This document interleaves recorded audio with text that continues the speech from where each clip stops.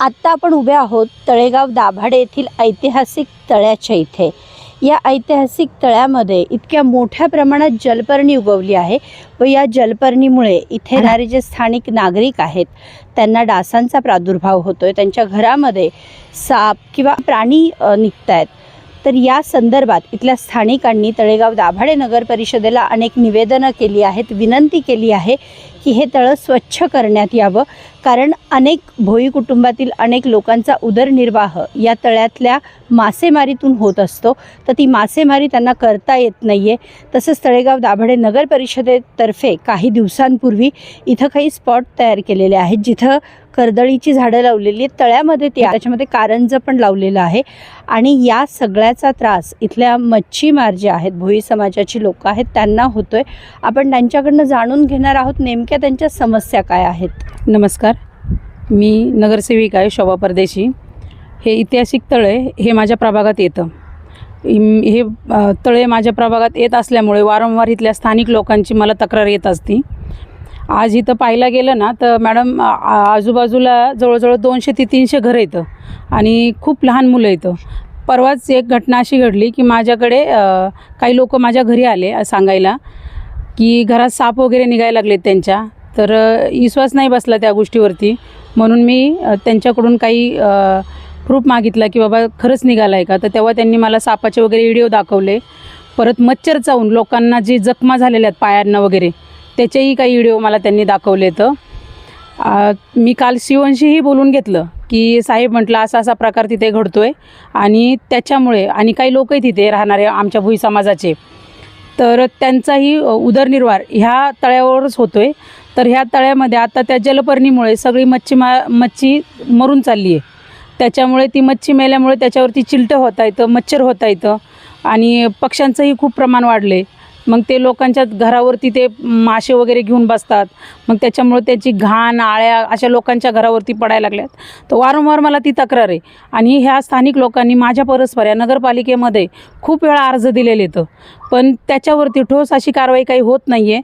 गेले कित्येक वर्ष हे टेंडर दिलं आहे, आम्ही टेंडर करतो आहे, हेच आम्हाला तिकडून रिटर्न मिळतं आहे की नाही शोभाताई आता टेंडर आहे त्याच्यातून स्वच्छता होईल। पण आज तुम्ही इथं बघताय स्वतः येऊन की तुम्हाला कुठं स्वच्छता दिसते, तळं तर कुठं दिसतच नाही। असं वाटतं की एखादं गार्डन आहे। तर तुम्ही सांगा की इथल्या ह्या भुई लोकांनी की कुठे हे मच्छीमारी करायची। आणि दुसरी गोष्ट, इथले जे स्थानिक लोक आहेत, पहिले हे लोक कपडे धुवायला बायका इथं खूप असायच्या, परत काही लोक घरात पाणी वापरायचे, हे प्यायला भांडे घासायला वगैरे हे पाणी वापरायचे पहिले। आणि आता असं आहे की इथं पाय जरी पाण्यात ठेवला ना तरी खरंच ॲलर्जी होते। तुम्ही हे पाणी बघू शकता, खूप दूषित पाणी झालेलं आहे, चेकही करायला लागलं असतं। आम्ही नगरपालिकेला सांगतोय, परत ज्यांना कुणाला तुम्ही कॉन्ट्रॅक्ट दिले असेल नगरपालिकेने त्यांनाही एवढंच आव्हान करते मी, जर 8 दिवसात पुढच्या ही जलपर्णी पूर्णपणे काढण्यात नाही आली तर आम्ही मोठ्या प्रमाणात इथं आंदोलन करू, स्थानिक लोक मिळून। हे एवढं आम्ही आव्हान करतोय। बरं, इथं जे आता जलपर्णी इतक्या मोठ्या प्रमाणात वाढली आहे, तुमच्या सांगण्यानुसार इथं डासांचा प्रादुर्भाव आहे, इतर प्राण्यांचा प्रादुर्भाव इथल्या स्थानिक लोकांना होतोय, तर या पाण्यामध्ये कुठल्या प्रकारचं सांडपाणी मिसळलं जात आहे का? हो, सांडपाणी मिसळलं जातं आहे। काही वर्षापूर्वी इथं गटार योजना केली असं सांगितलं आम्हाला नगरपालिकेने की आम्ही हे दूषित पाणी बाहेर काढतोय, पण तुम्ही बघत असताल आज ह्या ठिकाणावरून पाणी तळ्यातच सोडले गेले।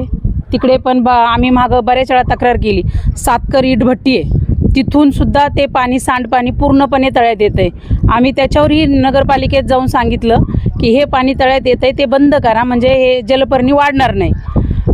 ते काही ते पाणी बंद करत नाहीत। आज कित्येक वर्ष झालं ते पाणी का बंद करत नाहीत हेच आम्हाला माहिती नाही आहे। आम्ही वारंवार नगरपालिकेला तक्रार करूनही नगरपालिका आमचं काही हे लक्ष देत नाही आमच्याकडे।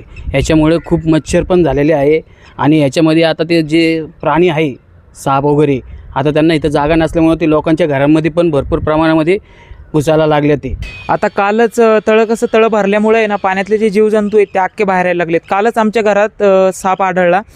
आणि इतकं पाणी दूषित झालेलं आहे, पूर्ण जलपर्णींनी झाकले गेलेलं आहे. त्याच्यामधले जे जीवजंतू आहेत ते सगळे बाहेर पडायला लागलेत.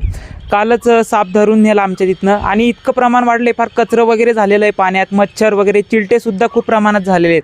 मच्छरचं पण प्रमाण खूप प्रमाणात वाढलेलं आहे तिथं. बरेचसे आता कसं झालं आहे, पाण्यात पाय जरी ठेवलं तरी लोकांना इन्फेक्शन वगैरे खाज वगैरे सुटते पाण्यात, इतकं दूषित झालेलं आहे ते पाणी. अशीच नम्र विनंती करतो, लवकरात लवकर हे तळं जसं होतं आधी स्वच्छ पाणी होतं तसंच हे लवकरात लवकर व्हावं अशी नम्र विनंती करतो नगरपालिकेला मी. आम्ही नगरपालिकेला कित्येक वर्ष आम्ही निवेदन देऊन बी ते ऐसं काम करत नाही.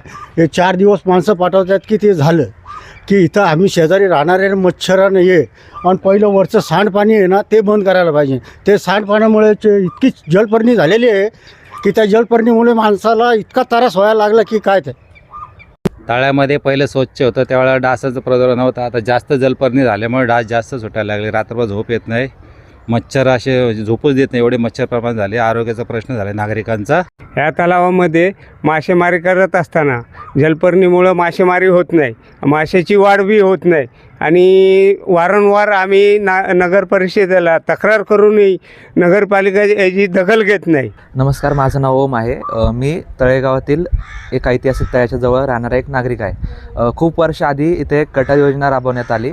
त्याच्या अंतर्गत 2 पाईपलाईन येथे ठरवण्यात आल्या. एक पाईपलाईन जी तुकाराम नगर आणि वरच्या भागातून पाणी मागच्या बाजूने जिथं आपला बैलगाडाचा घाट आहे तिथून ते पाणी खाली तळ्याच्या पलीकडे नेण्याचं योजलं होतं. आणि दुसरी पाईपलाईन म्हणजे 65 ते 23च्या महादेव मंदिराच्या समोरून जिथून सिमेंटचा रोड नेलेला आहे त्या रोडच्या मार्फत तो डायरेक्टली मागच्या कॅनलला नेलेला आहे, जो की कॅनल डायरेक्टली शेतकऱ्यांना किंवा ओढ्याला जातो. तर प्रॉब्लेम काय होतो की जो मागचा कॅनल आहे जो तुम्ही पाहू शकता तिथे ॲक्च्युली पुढे तो ब्लॉक झालेला आहे. पुढे तो कॅनल नेलेलाच नाही आहे, म्हणजे जो पाईपलाईन आहे ती पुढे नेलेलीच नाही आहे. त्याच्यामुळे इश्यू काय होतो की ते पाणी आहे ना त्या चेंबरमधून किंवा त्या पाईपच्या फुटून ते नॅचरलीच ते पाणी सगळं बाहेर येतं. आणि त्याच्यामुळे काय होतं की सगळं तुकारामनगरचं घाण पाणी सगळं इथं येतं, म्हणजे जे आपल्या घरातलं पाणी जे आहे सांडपाणी ते इथं तळ्यात मिक्स होतं. त्याच्यामुळे इश्यू काय होतो की ही जलपर्णी जेवढी प्रमाणात पाहिजे त्याच्यापेक्षाही खूप जास्त. म्हणजे रेश्मा फडतरे, महाराष्ट्र लाईव्ह 1, तळेगाव दाभाडे.